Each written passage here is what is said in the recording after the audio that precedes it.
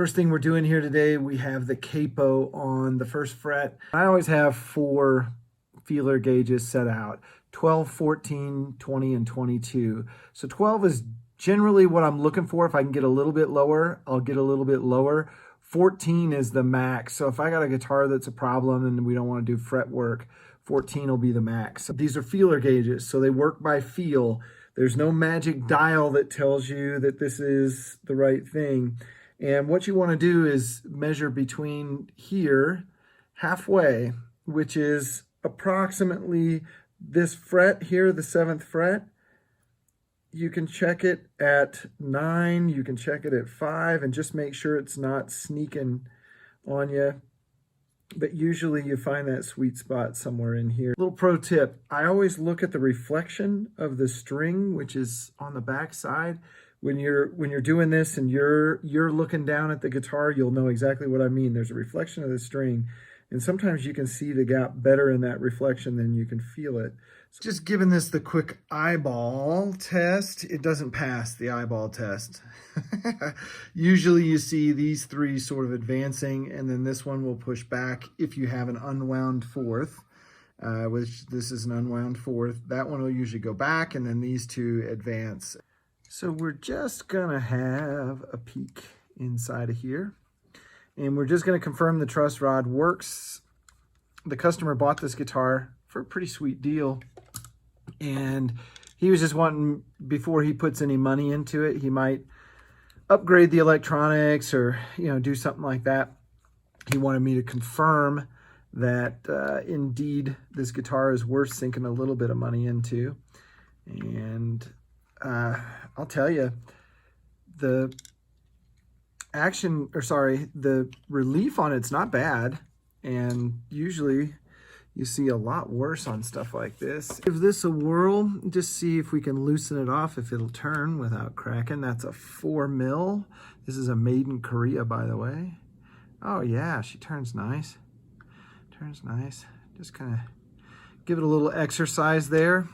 Hopefully somebody will be back in there in the next decade or 2. We're gonna give the string height a little check here at the 12th fret. And I've got just a hair over 4 64s on the bass side. And we're right at 4 on the treble side. So I want to bring that treble side down just a little bit. We could potentially even bring this bass side down a little bit. I want to take these strings off first and address this angular issue and see if that's how it's supposed to be, or if that's supposed to be parallel. But you can see the surface that's against the guitar and the surface that's on the bottom of the bridge are not parallel. In the before, you can see that there's a gap here, and you can screw this all the way in, and it becomes much more stable when you take it up where it was. It flexes forward. Not super crazy about that, but that's the bridge design. You know that feeling when you just get out of the shower after you've been in the woods for a week? That's what this feels like right now. There was an awful lot of dirt and hair on this guitar, but we've got it all cleaned up now, and it's shiny and it's pretty. I'm putting the truss rod cover back on because I was really happy with the neck relief. I noticed there was a chip out of the headstock back here when I was looking in the camera. But a few people have asked me about the little technical screwdrivers I use, so I figured I'd show those off. They're made in Germany, and they're called Weha or Wea. I don't know which way you pronounce that in German, but Wea is what I call them. And the ends of these things, I think they're hardened. They have a different color. Like you come down the shaft and all of a sudden it gets to the end, it's a different color, which tells me it's either a different material or it's hardened or something cool. I'll put a link to them in the description. It'll be an Amazon affiliate link. It'll help me out if you want to use it. If you don't, that's okay. Just search for Weha on Amazon or anywhere else. Probably the grossest part of this guitar was the frets themselves and the fretboard.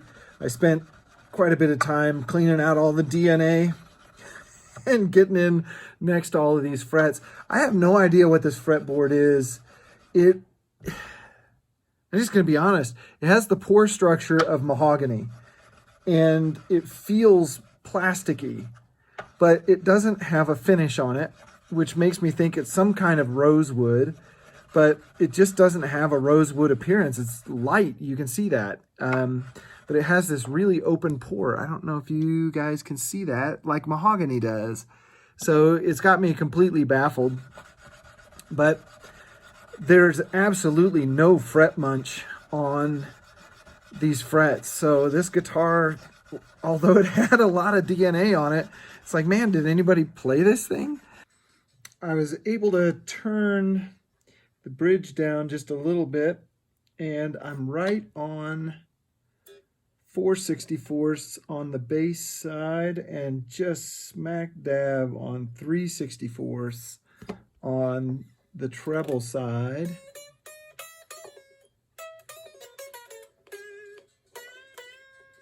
That's going to play sweet. I never did look and see what the radius on this fretboard is. And rotate it around to 12.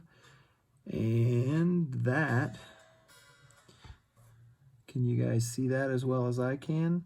If I can get it in between the strings there, that is dead on 12. Let's take this off. It's still got the plastique on the little guard here. I don't see anything glaring with our switch here. I can rotate it from the outside, and you guys can't see this little wire turning back here, but it's definitely an issue. You can hear it, middle position, can't hear it. And every once in a while you click it in there and you can hear it.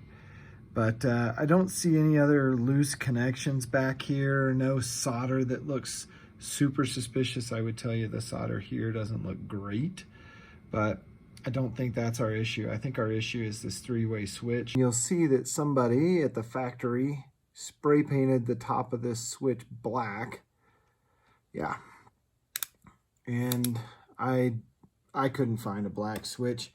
I couldn't even find a Switchcraft with a black toggle that would get here before next year. So I went ahead and ordered one with a cream toggle and spray painted it. I did scuff it up with a little bit of Scotch-Brite before I painted it, and it's still just a little bit tacky, so I'm gonna not touch that anymore. I did rough in the saddles. I've done enough of these. I'll bet this is really, really close. So if it's flat, just so you know, if it's too flat, that means from the middle of the guitar, which I'm pointing down here at the 12th fret, to this is too far away, so we need to draw it in, which it never fails. I guess the wrong direction on this. And it is, yeah, there it goes. Now it's catching. That might have been a little too far.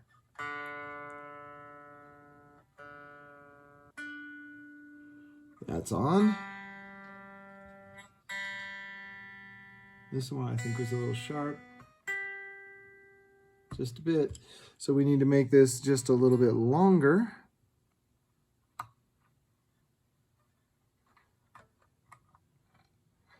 Right there should be the key.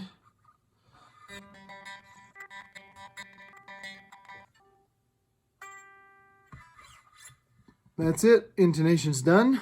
I thought when I got this in that the nut action is just a little bit high. This is a 20 thou.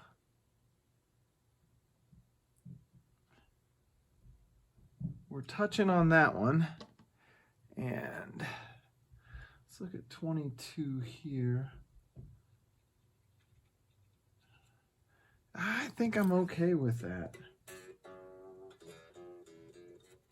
And after a day or two here, I think it's been 2 days since I turned you on last time. And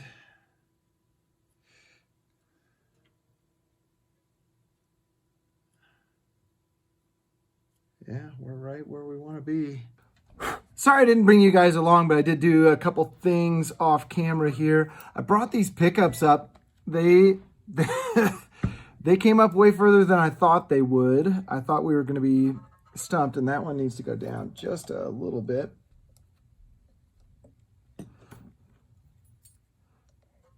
There we go. That one's good. And BC Rich didn't have any specs on these, so I'm going fairly conservative. When I played through the amplifier, I think we're good on that. It's right there. There we go. When I played it through the amplifier, obviously with the pickups way down, it didn't have much volume. It didn't have much anything, didn't have any poop behind it. So raised them up. I played through the amp again. Sounded pretty good. I A-B'd these against some EMGs off the Kramer there. These do not hold up to the EMGs. And then I A-B'd it with the Les Paul. And the output just isn't there. They just don't have that scream that you would normally associate with a dual humbucker setup. They are kind of sizzly, I guess is how I would say it. I did have to straighten out the strings as they wrap around the bridge back here. They want to come off at odd angles. Not a huge fan of this bridge. Not even a little fan of this bridge. This fingerboard material just makes it so bizarre to play. It's not bad. Like if you're doing power chords and you're doing all that stuff, cool. It's going to work just fine. If you're up playing lead and doing things in here, you know, the meedly strings and all that kind of stuff, this isn't going to be your axe. They do have another Kerry King version that's kind of the higher end model. So I think this was like a $400 or $500 guitar.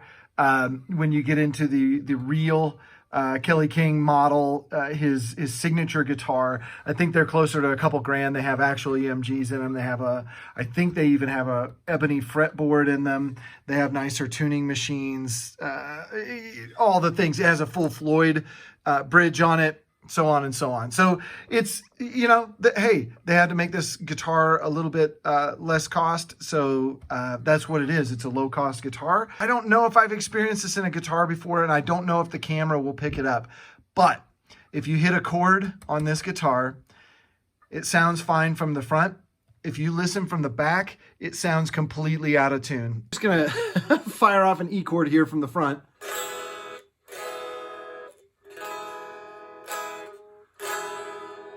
Now, with no change, I'm going to fire it off from the back and get you in close and just listen to this.